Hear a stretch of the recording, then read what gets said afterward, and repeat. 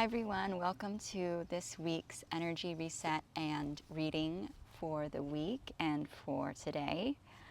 Today I don't feel as strongly to do the energy reset as I've been doing before. I feel like the last week we've been sifting through a lot of heaviness, as I had mentioned in the previous video, and nothing needs to be added. Like the cosmic energies and the full moon and everything that you've been giving space to sit with and just let be and feel is already in progress and process to evolve. And this is a fresh week, so there will be some lingering aspects of whatever you were sifting through last week that may come up, but it will shift definitely by the midweek, and you'll be seeing some major changes as the full moon is complete and we're just moving forward into a new season. So with that in mind, just let things be. You know, you don't really have to do too much right now. Maybe, sit under the moonlight and let that bright light be felt in your body tonight. That's something you could do, but really I just feel like there's nothing to add. So we're just going to go into the messages, which already began, and the channeled reading. And I'm using this guide today, The Secret Language of Light. Today I've been connecting with a lot of different creative projects that I've had in my, world and realm that I'm developing and nurturing and stuff. And one of the things that I was brought back to reflect on and think about was this mint, this Andean mint called Munia. And so that plant is present today for today's reading. And one thing that I found when I Google searched, but also my own intuition, is there's a wisdom within that as a symbol, like the Munia plant for the Andes region. There's a symbolism of wisdom within that. It's kind of like sage. And it also helps to alleviate inflammation, is what I read, and create more balance in your internal ecosystem. So if you feel like it, if you're feeling drawn towards mint, I would recommend drinking tea or putting it into a smoothie. And it's also very brightening and refreshing to your body, and it may be supportive to you as you shift the energies with this full moon and what we were just sitting with last week. But there was something else. It helps you bring you back to your essence, and yeah, that's the other message for the Munia that the Munia is sharing. And I have mint, like regular mint over here, so it's symbolically present with us through that.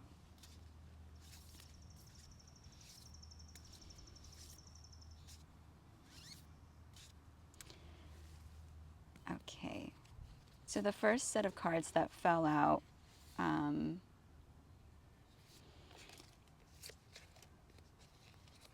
feel like it's not these two, but we'll start here. Soul Craft and Soul Journey.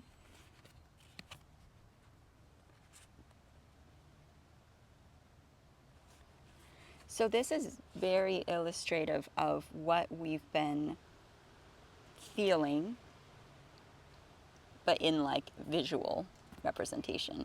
The light, and I recommend watching last week's video because I'm going to talk a lot about that, because it's we're working off of that energy.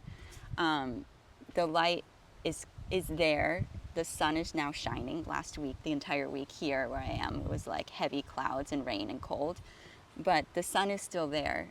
And we are still able to connect with it even if you're sitting with and experiencing this like cloudy confusion and heaviness.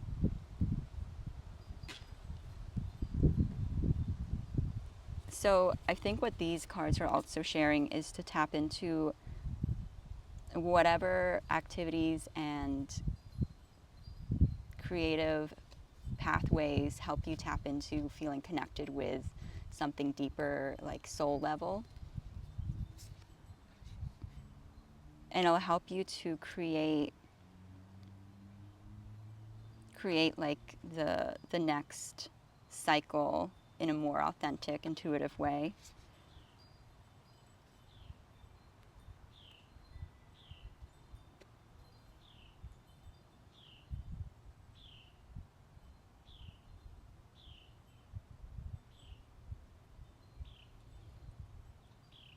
Because if you see even like the way that the light, there's a beam of light that is going in this card, but the way it fell out looked like this. It's really wild what's going on here. I feel like the other message is talking about being seen and letting the light break through the clouds and being seen by others and what it is that is the whole picture of what you've been, of who you are. And that's both the light and the dark. Those are the heavy days and the light days, and also embracing and accepting others and how they show up in that dual nature that we have. And that will help you to learn how to collaborate with others and be more flexible and agile amongst the navigation that everyone's going through in life, and how they may show up in a collaborative place, but honoring both the dual nature of that person, and maybe they're showing up and bringing to the table this need to, like this heaviness, or they're showing up bringing this light, and rather than shaming or like scolding that heaviness, it's a good practice to reflect on how you can love and embrace that aspect of yourself in you, and the ways that maybe you're feeling that, or you show up in that way, or just giving more honor to it, because it'll help you in your process and whatever it is that you're creating, and it'll help you understand the creative process and how there's these natural ebbs and flows that happen, these pauses and these starts, and nothing is constant go go go. There is like a flow and a rhythm that happens, and your creative flow and rhythm is unique to you. So the best way to learn about it is to practice coming back to presence, grounding in your body, and approaching something from a very first centered place. And then you'll be able to feel a sense of wholeness when you approach something, either a dynamic, a relationship you're healing, a work project, whatever it may be. You'll be able to come to it in a much more grounded, stable place, and there's no rush. There won't be this rushed energy. So you'll learn that creative process and rhythm because you're like at peace with things not flowing right away or like moving right away, and at peace with that sometimes some things just need time to settle, to evolve. The pieces, trusting in the co-creative process with the grander picture, and that all the energies involved, all the people involved, like give it space to naturally, when it's time to flow and move forward, it will, rather than forcing it. And being able to be in that steady place inside of yourself will help you to not feel rushed or anxious or over focused on that like need to push something forward. So just take a step back, enjoy the day, and start to practice listening to when it's a go moment and when it's a pause and just be with yourself moment. And always approach everything with love and and the people in your life. And a question you can always ask yourself is, what would love do? And that would help you a lot with knowing how to navigate something you want and the process until it comes to fruition, rather than a panicked approach. We can practice a loving, nurturing approach and a detachment of the outcome of whatever that is. And a way that helps with detachment of outcome is really just anchoring into yourself. I utilize the earth a lot to help me ground and center myself. Walks, exercise. Doing this video is actually really helping me a lot. Like today, I had a lot of thoughts about what I wanted to focus on today, and there's this question I have that I don't have answers to yet, like a little bit, but so these weekly videos are a great tool as well to help you just take a moment before the week starts and hit pause and be like, okay, what is my more balanced, centered approach to this week and this moment?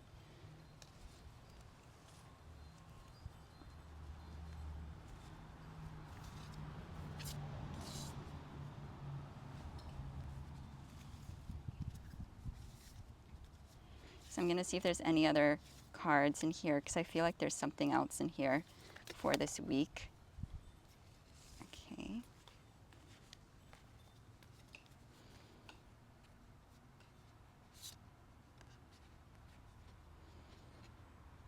Oh, interesting. So I'll show you the picture of how it came out. It's a really cool collection of words. So the top one says sensitivity, then grounding, and the bottom one says healing, which is really cool. The grounding one is sideways, which all of the cards come out in one direction. I don't know if it really has anything to do with the message, but it does feel pertinent to right now. Like,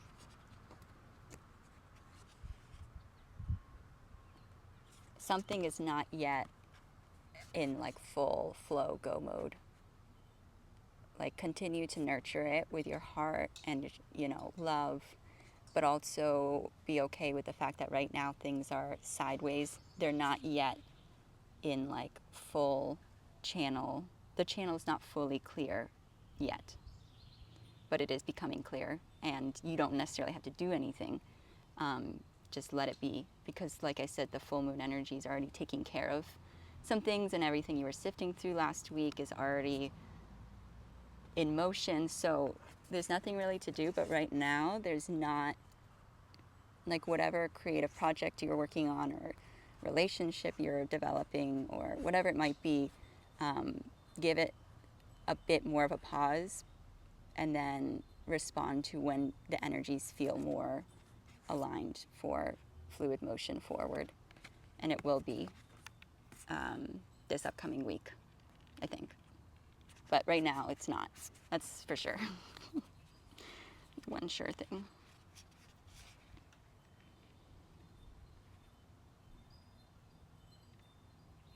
And I feel like these cards are also reference to collectively, collective healing, and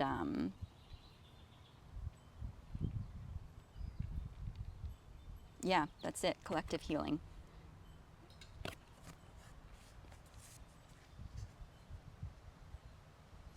And then this one is upside down. It's actually not upside down.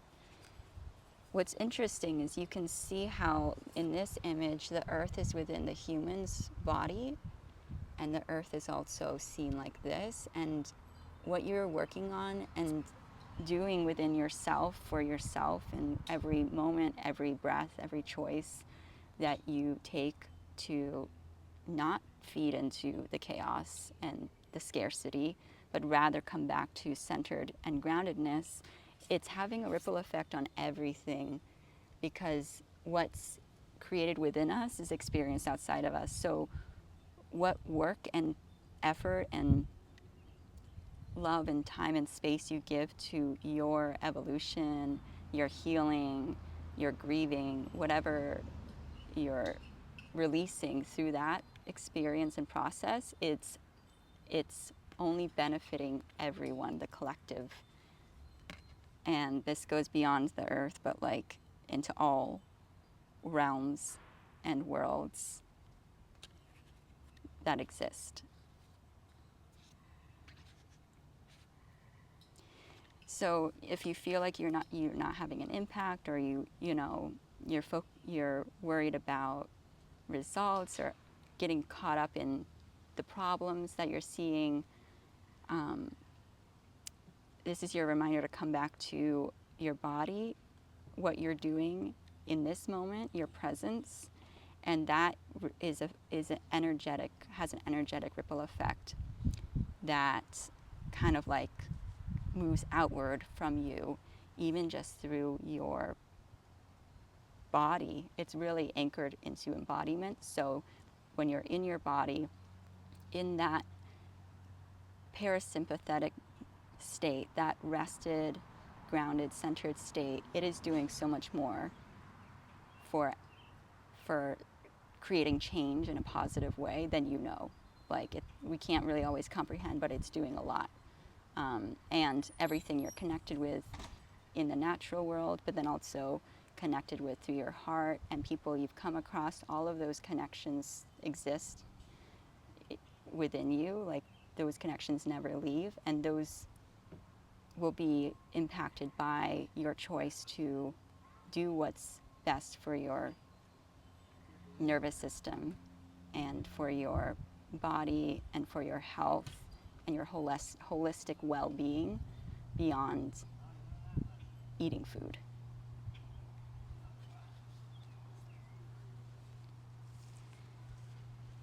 Okay, let's see. Anything else? Ooh. Ooh, I feel like this is a preview of what's to come.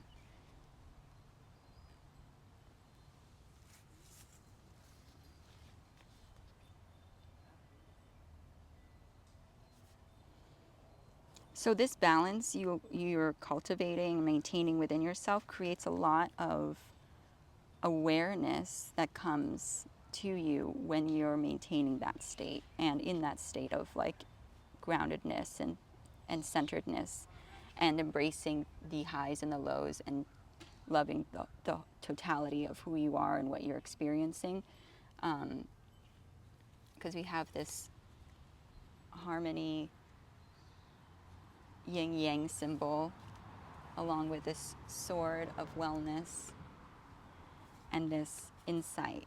And this is the reminder. This is kind of like the sideways tree that we found, that things will come into right side up energy, but right now it's not. But when it does, you'll be getting a lot of inspiration, a lot of ideas, clarity, and just keep maintaining your equilibrium, and you'll see that shift. So rather than staying stuck in the energy of things not happening, just trust in the process that things are happening. You just don't actually have to do anything, so you may not be as aware of what's processing and what's evolving.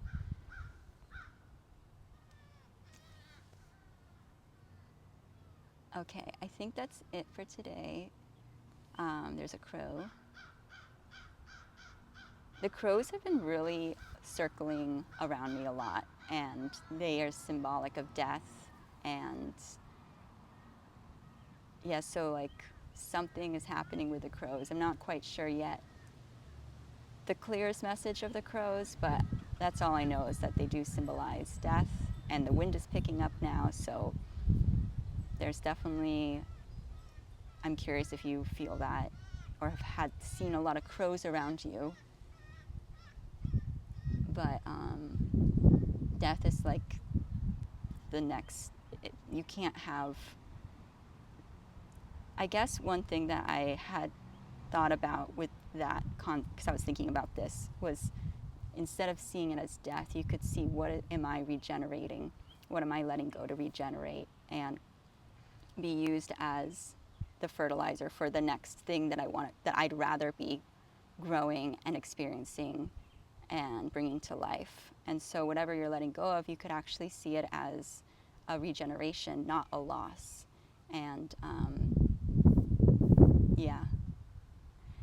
All right, so I'll end with that. Thank you so much for joining. I hope you have a beautiful week ahead, and I'll see you next week.